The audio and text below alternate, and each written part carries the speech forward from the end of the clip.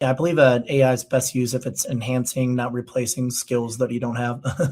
Exactly. Yeah, I agree with that. And so earlier you mentioned skills first hiring, and what, could you maybe dive into what that really means, and how does it differ from like traditional role based or maybe degree based hiring? Like if you're from Harvard, like, you sit at a higher pedigree and people just want to hire you right away. But now that's kind of shifting towards more specific skills and whatnot.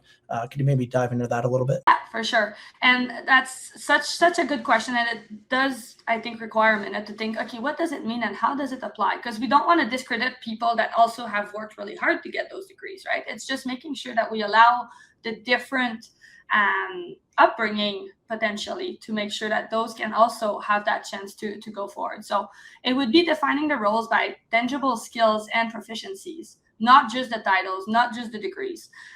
And if you start paying attention, you'll see people like in job descriptions. Sometimes you'll see, you need to have, for an accountant, you need to make sure you have experience in retail. But really, for the accounting job, is it okay if they come from oil and gas, for example? Probably, right? So it could be as simple as that. Or on the other side, to some extent, I think I may be a decent example for that. Competed in 2 Olympics, traveled the world. I was the team captain on the duet.